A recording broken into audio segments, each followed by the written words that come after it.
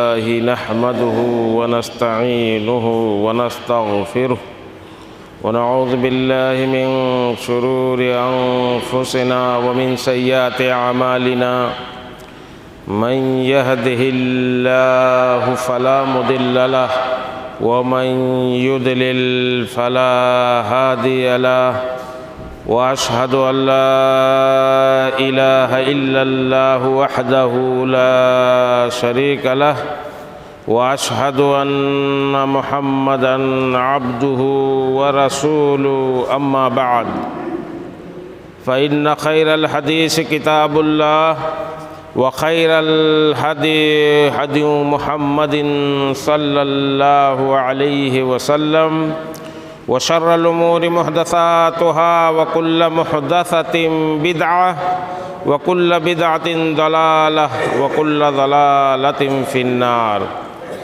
فأعوذ بالله السميع العليم من الشيطان الرجيم. بسم الله الرحمن الرحيم. يا أيها الذين آمنوا اتقوا الله حق تقاته ولا تموتن إلا وأنتم مسلمون.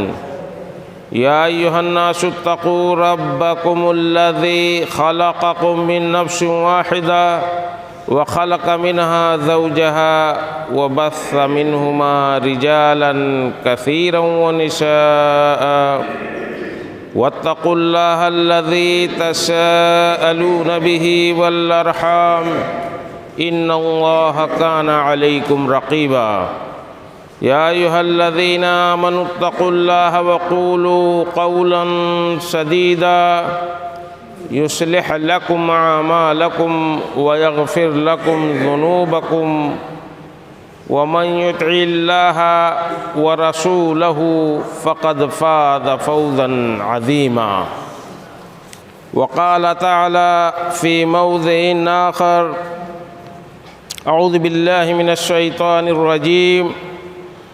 أحسب الناس أن يتركوا أن يقولوا آمنا وهم لا يفتنون. وقال تعالى في موضع آخر: إنما ذلكم الشيطان يخوف أولياءه فلا تخافوهم وخافوني. حاضرین جمعہ، بزرگان دین، نوجوان ملت، اللہ رب العالمین کی تعریف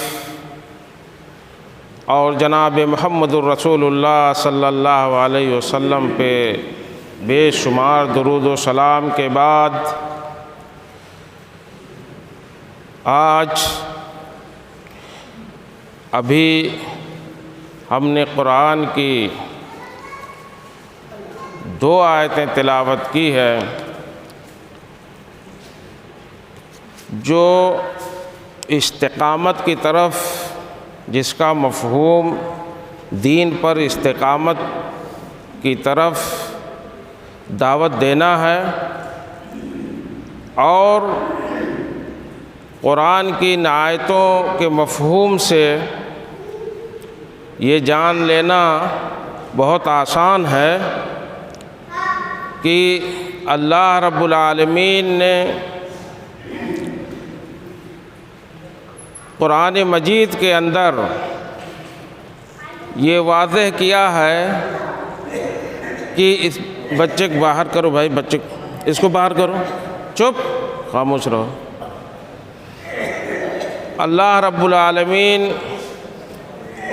نے یہ فرمایا کہ کیا لوگوں نے یہ سمجھ لیا ہے، یہ گمان کر لیا ہے، اس کو باہر کرو، کون لے کے آیا ہے،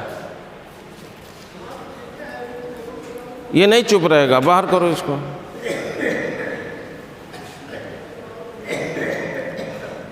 اللہ رب العالمین نے فرمایا کہ کیا لوگوں نے یہ سمجھ لیا، یہ گمان کر لیا ہے کہ ہم ایمان لے آئے، صرف یہ کہہ دینا کافی ہو گیا کہ ہم ایمان لے آئے اور وہ آزمائے نہیں جائیں گے۔ حاضرین جمعہ، آج دنیا کے اندر ہم دیکھیں کہ دنیا کے تمام بر اعظم میں، پانچوں بر اعظموں میں نظر دوڑائیں تو لوگوں نے بہت ساری کمپنیاں، بہت سارے کارخانے، بہت سارے شو روم اور تجارتیں قائم کی ہیں پوری دنیا کے اندر۔ ان کو شمار نہیں کر سکتے، شمار کرنا شروع کریں تو شمار نہیں کر پائیں گے کہ کتنی تجارتیں، کتنے کارخانے، کتنے شرکات، کتنی کمپنیاں ہیں۔ اور اس جد و جہد اور اس کوشش کو اگر ایک لفظ میں یہ کہنا چاہیں تو کون یہ بتلائے گا آپ لوگوں میں سے کہ اس کا مقصد کیا ہے؟ پوری دنیا کے اندر جو محنت لوگ تجارت پہ کر رہے ہیں، کارخانے بنا رہے ہیں، کمپنیاں لگا رہے ہیں، اس کا مقصد کیا ہے؟ یہ ایک لفظ میں کوئی بتائے بہت آسان ہے۔ سب کی کوشش اس لیے ہو رہی ہے کہ وہ نفع کمائیں۔ ساری جد و جہد دن رات کی اس بات کے لیے ہے کہ انہیں منافع ہو، انہیں نفع ملے اس تجارت میں، اس کارخانے میں، اس کمپنی میں، اس کاروبار میں۔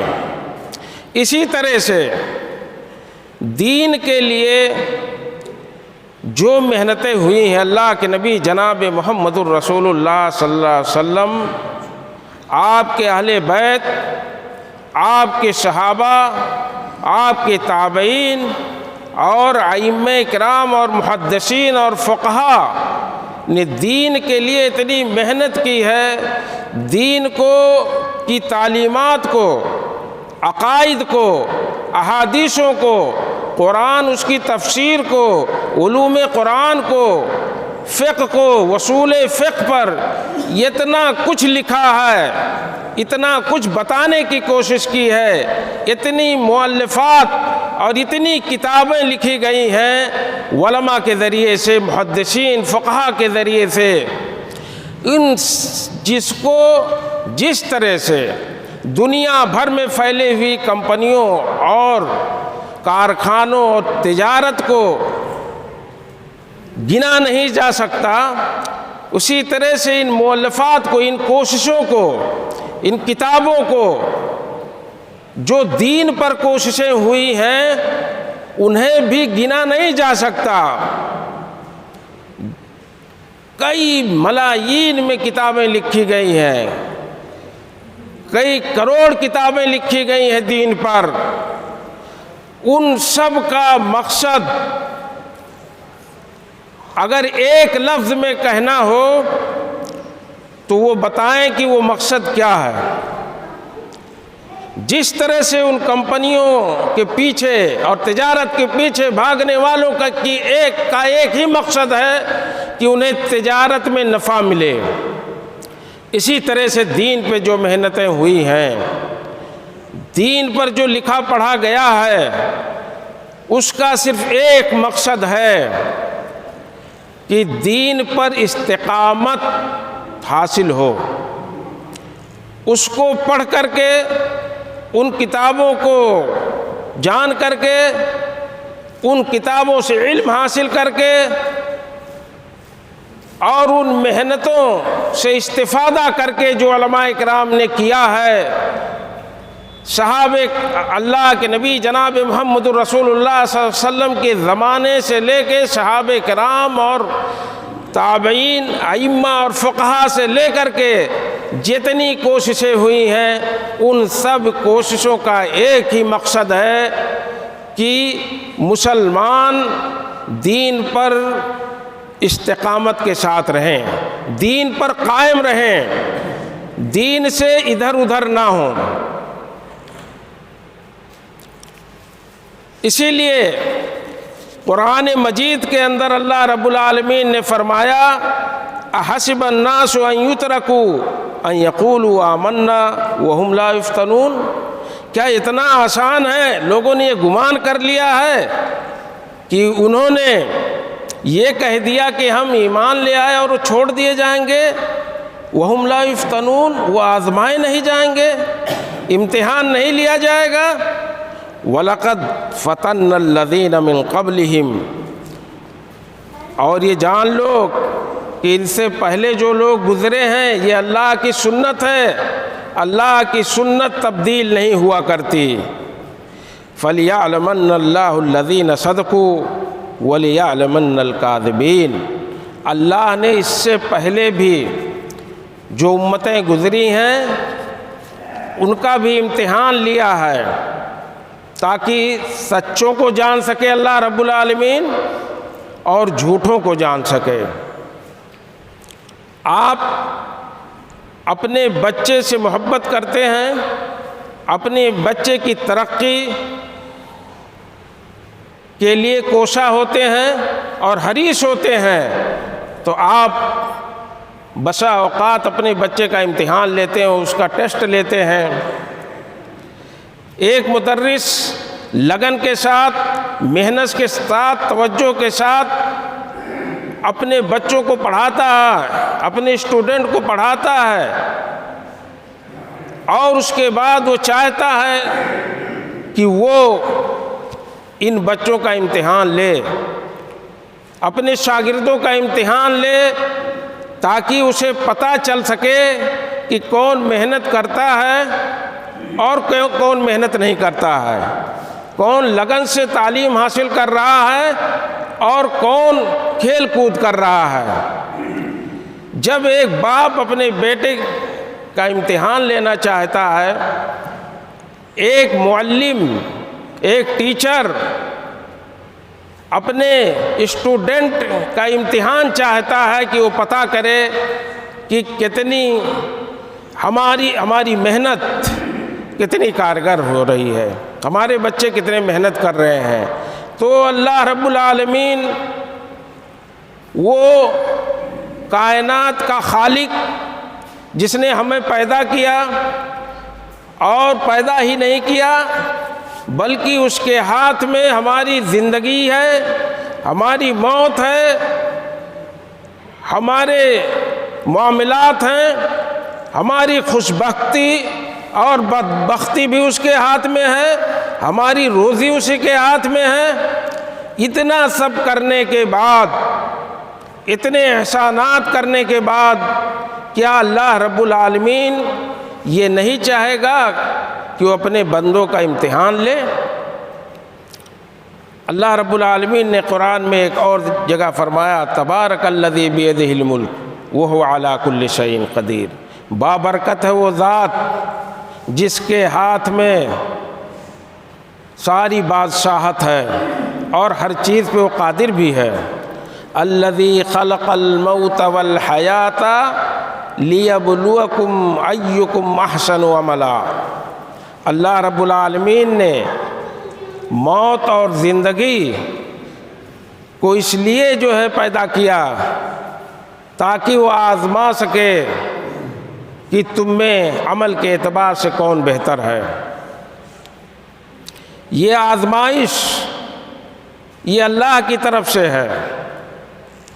دوسری آیت میں ابھی میں نے دوسری آیت تلاوت کی ہے، اللہ رب العالمین اس کے اندر فرماتا ہے انما ذالکم الشیطان یخوف اولیاءہ فلا تخافوہم وخافونی، دیکھو وہ شیطان ہے جو اپنے اولیاء کو، اپنے خاص لوگوں کو، اپنے دوستوں کو ڈرا رہا ہے۔ شیطان کس کو ڈرا رہا ہے؟ جو شیطان کے دوست ہیں۔ فلا تخافوہم وخافونی، تو اللہ رب العالمین نے فرمایا کہ دیکھو ان سے مت ڈرو، شیطان اور اس کے چیلوں سے مت ڈرو بلکہ مجھ سے ڈرو۔ ڈر جب پیدا ہوگا اور ڈر کا ماحول جب بپا ہوگا اسی وقت تو امتحان ہوگا۔ آج ہم اور آپ تمام لوگ یہ کہتے ہوئے اور یہ جہالت کرتے ہوئے پائے جاتے ہیں کہ فلاں گروہ ڈرا رہا ہے، فلاں پارٹی ڈرا رہی ہے، فلاں تنظیم کے لوگ کو ہمارے خلاف سازشیں کر رہے ہیں، ان کے منصوبے یہ ہیں فلاں ہیں ڈھکاں ہیں، اور ہمارے خلاف اس طرح کا ماحول بنایا جا رہا ہے۔ یہ سب کچھ نہیں، یہ جہالت ہے، یہ بیوقوفی کی باتیں ہیں۔ اللہ رب العالمین فرماتا ہے کہ وہ شیطان ہے جو اپنے شاگردوں کو، اپنے دوستوں کو ڈراتا ہے۔ پھر اللہ رب العالمین نے فرمایا کہ ان سے ڈرنے کی ضرورت نہیں ہے۔ اللہ نے ماسٹر مائنڈ کس کو بتلایا؟ شیطان کو۔ اب شیطان ڈرا رہا اپنے دوستوں کو۔ یہاں سوچنے کی بات ہے، غور کرنے کی بات ہے، اگر ہمیں ڈر لگتا ہے تو ہم کس کیٹیگری میں ہیں؟ کہاں کھڑے ہیں ہم؟ اللہ تو کہتا ہے کہ شیطان اپنے دوستوں کو ڈرا رہا ہے۔ اگر ہم ڈرتے ہیں ان کے پروپگنڈے سے، ان کے روز کے واویلوں سے ہم ڈرتے ہیں، اگر ہمارے کان اس طرح سے بھرے جا رہے ہیں کسی میڈیا ہاؤس کے ذریعے سے، کسی سنگٹھن کے ذریعے سے اگر ڈرایا جا رہا ہے تو وہ ڈرانے والا کون ہے؟ وہ شیطان ہے۔ اور ڈرانے کا انتظام کہاں سے ہو رہا ہے؟ یہ امتحان کے لیے ہو رہا ہے۔ اللہ رب العالمین یہ چاہتا ہے تاکہ لوگوں کا امتحان لے سکے۔ ایکم احسن عملا، تم میں کون عمل کے اعتبار سے بہتر ہے؟ دین پر کون قائم رہے گا؟ استقامت کس کے حصے میں جا رہی ہے؟ کیا آپ شیطان کے انہی چیلوں میں سے ہیں جس کا ڈر ان کے دلوں میں بیٹھ رہا ہے؟ یہ جائزہ لینے کا مقام ہے کہ شیطان ڈراتا ہے تو اس کا ڈر ان لوگوں پر اس کا روب بیٹھتا ہے جو اس کے ماننے والے ہیں، جو اس کے راستے پہ چلنے والے ہیں۔ شیطان بڑی بہت ساری چیزیں چاہتا ہے ہم سے کہ یہ ہم نہ کریں۔ اگر اس کے جال میں، اس کے قید میں، اس کے مکر میں، اس کے فریب میں آ کر کے جو وہ چاہتا ہے کہ یہ کام مسلمان نہ کریں، اللہ کے بندے نہ کریں، اور وہ کام ہم نہیں کرتے ہیں، تو ایسی چیزیں اور ایسے کام جو اسلام ہم سے چاہتا، اللہ ہم سے چاہتا ہے، شیطان نہیں چاہتا ہے، وہ تو شب و روز، رات و دن ہم وہ کر رہے ہیں۔ اور کچھ ایسی چیزیں ہیں جس کو شیطان چاہتا ہے کہ ہم کریں، یعنی اللہ چاہتا ہے، اسلام چاہتا ہے کہ اس کو ہم نہ کریں، لیکن شیطان چاہتا ہے کہ وہ کریں۔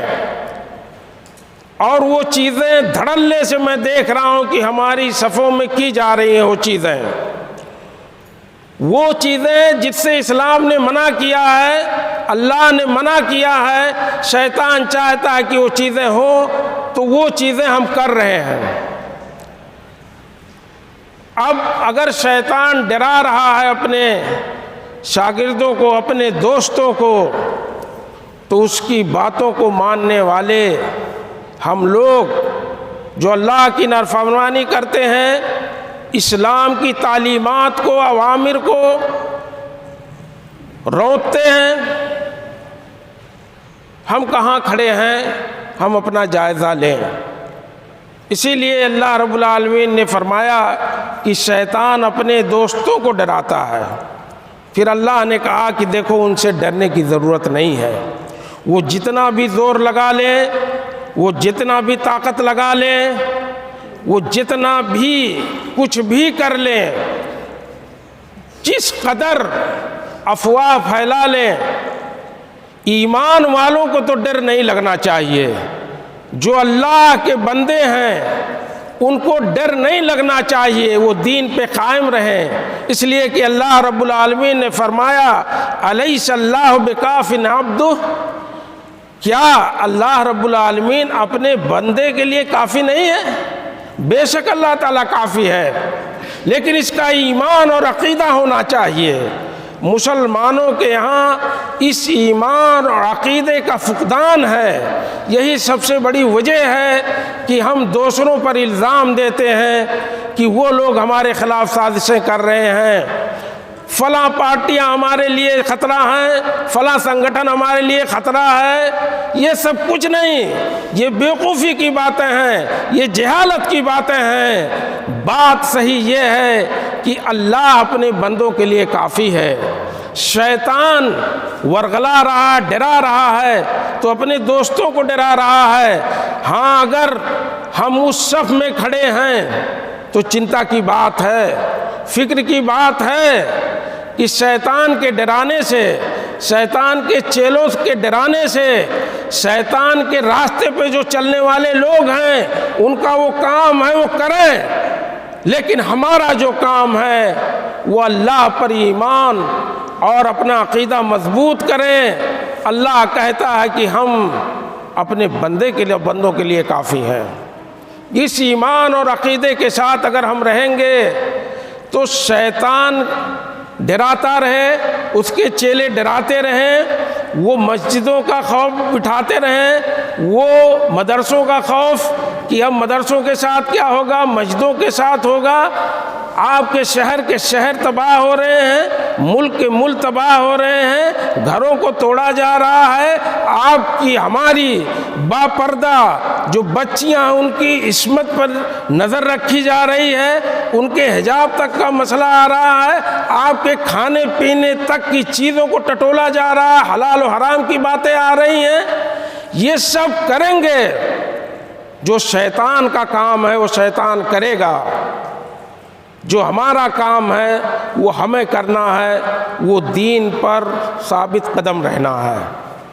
کیونکہ اللہ رب العالمین نے فرمایا کہ وہ لوگ ایمان والوں کی صفت کہ ان الذین قالوا ربنا اللہ ثم استقاموا، دیکھو جن لوگوں نے یہ کہا کہ ہمارا رب اللہ ہے، ان الذین قالوا ربنا اللہ ثم استقاموا، یہاں بھی اللہ نے فرمایا کہ جن لوگوں نے یہ کہا کہ ہمارا رب ربنا اللہ، ہمارا رب یعنی پیدا کرنے والا، مارنے والا، جلانے والا، روزی دینے والا، وہی تو رب ہے، کہ ہمارا رب اللہ ہے، اتنا کافی نہیں ہے۔ وہی استقامت کی بات قرآن نے دہرایا، ثم استقاموا، پھر وہ اس پہ قائم رہے۔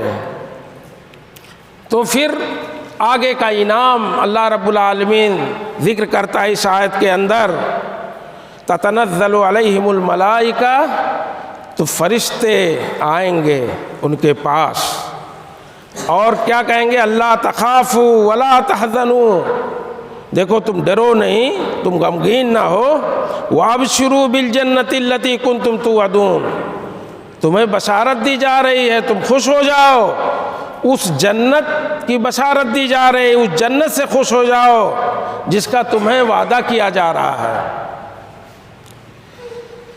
ان الذین قالوا ربنا اللہ ثم استقاموا، وہ لوگ جنہوں نے کہا کہ ہم ایمان لاتے ہیں اپنے رب پر، ہمارا رب اللہ ہے، ثم استقاموا، بغیر استقامت کے کچھ نہیں ہوگا۔ اللہ نے کہا پھر وہ قائم رہے، دین پر قائم رہے، تو فرشتے آئیں گے آپ کے پاس دلاسا دینے کے لیے، کوئی خوف نہیں ہوگا جب اللہ کے فرشتے آپ کے ساتھ ہوں گے، لیکن ضرورت ہے استقامت کی، ضرورت ہے دین پہ جمے رہنے کی۔ یہ چیزیں ہم کر پا رہے ہیں، یہ جائزہ لینا اصل چیز۔ ہر خطبے کے اندر اللہ کے نبی جناب محمد رسول اللہ صلی اللہ علیہ وسلم 3 آیتیں جو پڑھتے تھے، پہلی آیت ابھی بھی وہ آیت پڑھی گئی خطبے کے اندر، یا ایھا الذین آمنوا اتقوا اللہ حق تقاتہ ولا تموتن الا وانتم مسلمون۔ اے ایمان والو، اے وہ لوگو جو ایمان لائے ہو، اللہ سے ڈرو جتنا کہ اس سے ڈرنے کا حق ہے، حق تقاتہ، جتنا ڈرنے کا حق ہے اتنا ڈرو، ولا تموتن الا وانتم مسلمون، اور یاد رکھو کہ تم جمے رہو، ایمان لائے، اللہ سے ڈرو جتنا اس کا حق ہے ڈرنے کا، لیکن جب موت آئے تب بھی مسلمان رہو۔ یہ قرآن ہم سے چاہتا ہے کہ آخری دم تک ہم اسلام پر، ایمان پر قائم رہیں۔ استقامت اسی کا تو نام ہے۔ یہ مطالبہ قرآن ہم سے کرتا ہے، ثم استقاموا، تم اس پہ قائم رہو، اور ہم سے نہیں۔ اور آگے بڑھ کے دیکھیے قرآن مجید کے اندر اللہ رب العالمین فرماتا ہے فاستقم کما امرت ومن تاب معک۔ اللہ کے نبی جناب محمد رسول اللہ صلی اللہ علیہ وسلم سے خطاب ہے۔ اللہ رب العالمین فرماتا ہے کہ اے محمد صلی اللہ علیہ وسلم، آپ دین پر قائم رہیں، کما امرتا، جیسا آپ کو حکم دیا گیا ہے، ومن تاب معک، اور جو لوگ آپ کے ساتھ توبہ کیے ہیں، یعنی صحابہ کرام، ولا تطغوا، اور دیکھو سرکشی مت کرو، سرکشی مت کرو، حد سے مت بڑھو، انہ بما تعملون بصیر، اس لیے کہ جو تم کرو گے نا، کرتے ہو، اللہ رب العالمین دیکھنے والا ہے، بچ نہیں سکتے اس کی نگاہوں سے۔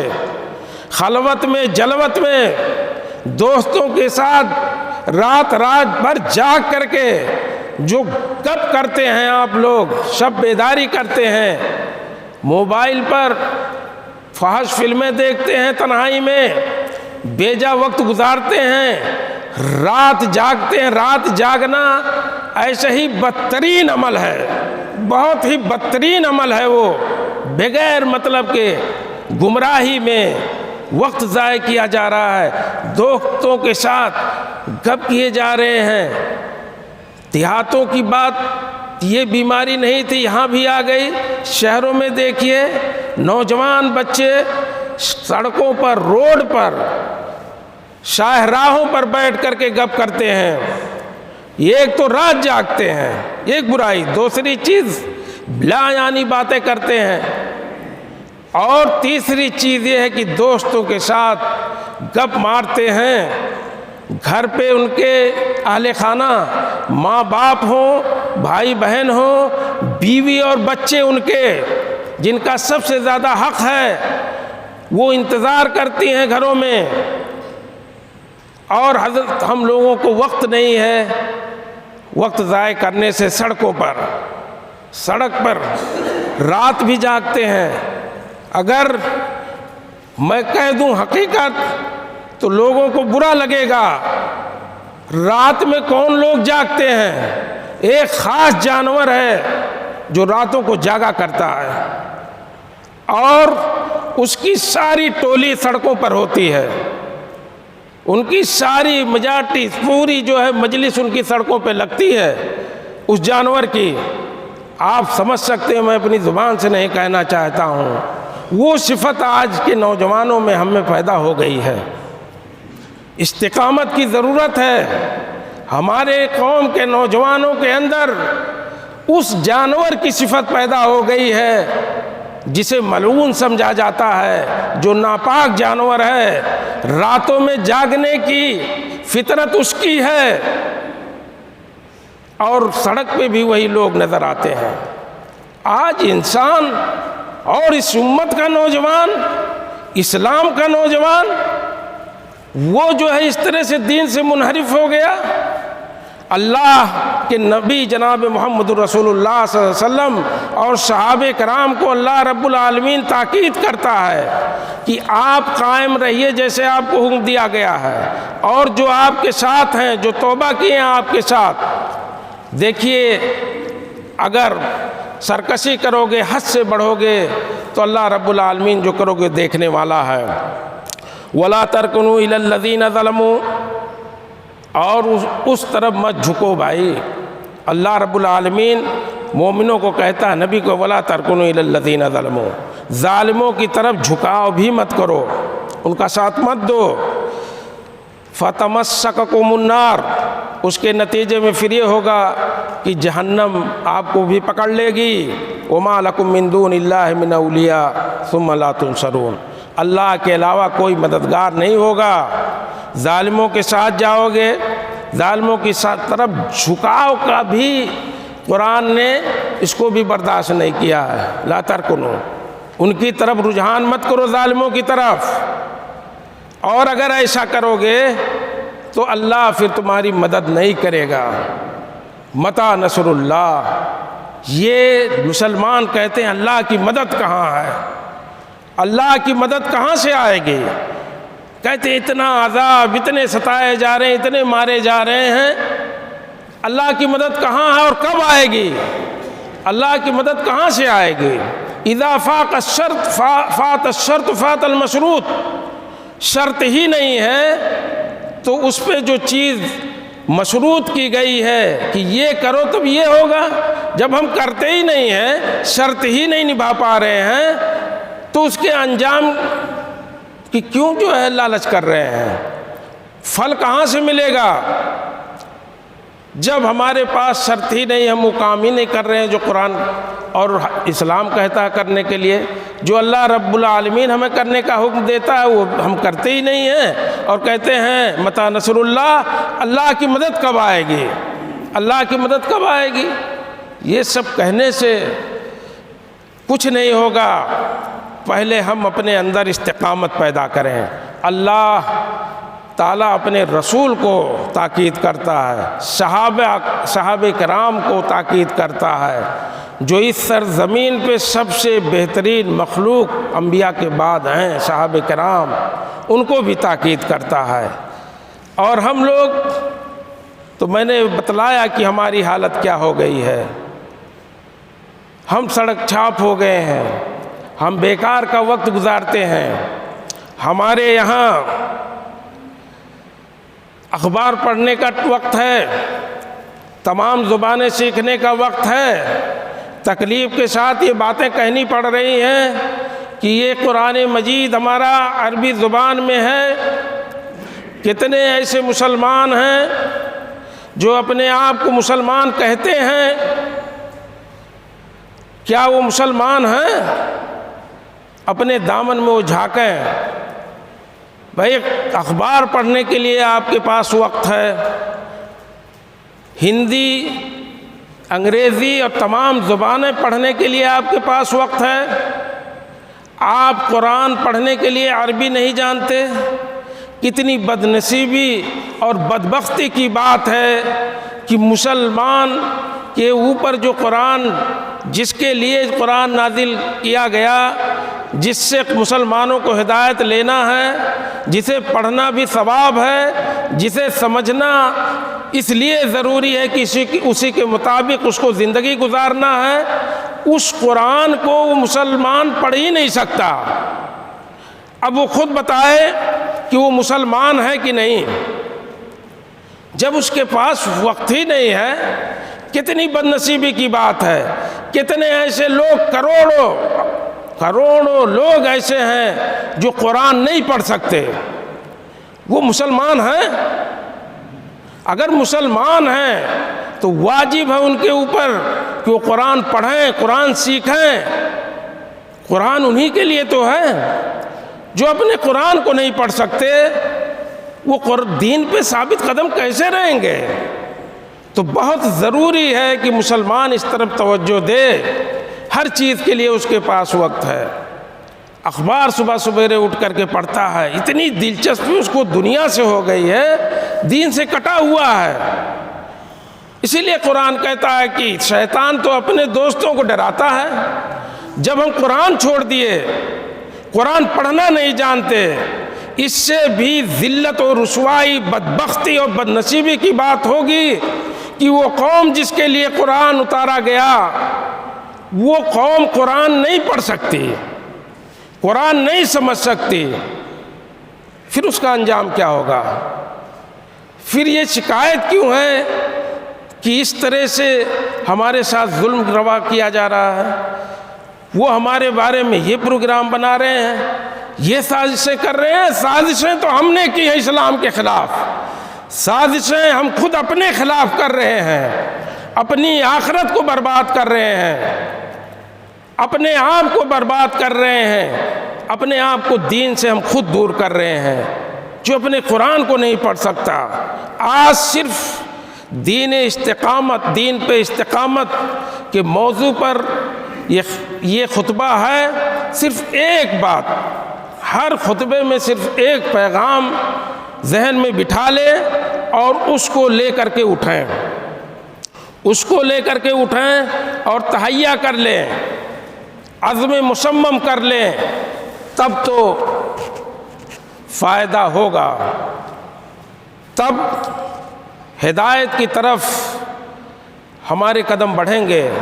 ورنہ سن لیے اس کان سے نکال دیے، اس کا کچھ مطلب نہیں ہوگا۔ یہ بہت ضروری ہے مسلمانوں، ہمارے لیے، ہم سب کے لیے، کہ ہم دین پر قائم ہوں، اور دین پہ قائم رہنا بغیر دین کو جانے ہوئے، بغیر عقیدے کو سمجھے ہوئے، بغیر ایمان کو سمجھے ہوئے، ایمان کے اراکین کو، عقیدے کے جو رکن ہیں، اسلام کے جو رکن ہیں، ایمان کے جو رکن ہیں، یہ سب بغیر جانے ہوئے عبادت ہم کیسے کریں؟ عبادت کیا فرض ہے، کون سی عبادت، کون واجب ہے، کیا نفل ہے، یہ سب اگر ہم نہیں جانیں گے تو دین پہ کیسے قائم رہیں گے؟ میں نے شروع میں تمہید میں کہا کہ دنیا میں جتنے کاروبار لوگ کر رہے ہیں، کارخانے لگا رہے ہیں، کمپنیاں کھول رہے ہیں، ان کا ایک مقصد ہے نفع کمانا۔ اور دین کی جو خدمت کی ہے ائمہ علماء نے، اللہ کے نبی صلی اللہ علیہ وسلم کی محنت، صحابہ کرام کی، اہل بیت کی، ائمہ کی، فقہا کی، تابعین کو تابعین، سب کی محنت اور سب کی کتابیں جو دین پہ لکھی گئی ہیں، اس کا ایک ہی مقصد ہے کہ دین پہ ہم ثابت قدم رہیں، مسلمان اس کو پڑھیں، جانیں اور دین سے آگاہی حاصل کریں تاکہ دین پہ قائم رہیں۔ اس ساری محنتوں کا نتیجہ اور مقصد صرف یہی ہے۔ اتنی محنت، اتنی کتابیں لکھی گئی ہیں جس کو گن نہیں سکتے۔ آج یہ تہیہ کر کے اٹھیں کہ ہم آج یہ وعدہ کرتے ہیں اپنے آپ سے کہ ہم قرآن، کم از کم قرآن جو ہماری ہدایت کے لیے ہے، اس کو ہم پڑھیں گے، اس کو سیکھیں گے۔ یہ ہماری بدبختی ہے، کمی ہے کہ ہم اس کو نہیں پڑھ سکتے، اس کو ہم سیکھیں گے۔ جس بھی طریقے سے ہو، علماء کو پکڑنا ہو، مسجدوں کے اماموں کو پکڑنا ہو، مدرسین کو پکڑنا ہو جو قرآن پڑھنا پڑھانا جانتے ہیں، ان کی خوشامد کرنی ہو، وقت نکالنا ہو، وقت نکالیں گے، اس کے پیچھے لگیں گے، ہم قرآن کو پڑھیں گے۔ ہم ہی تو قرآن والے ہیں۔ اگر قرآن کو ہم نہیں پڑھیں گے، نہیں سیکھیں گے تو ہماری بدبختی ہوگی، پھر دین پہ قائم نہیں رہ سکتے، دین پہ قائم نہیں رہ سکتے۔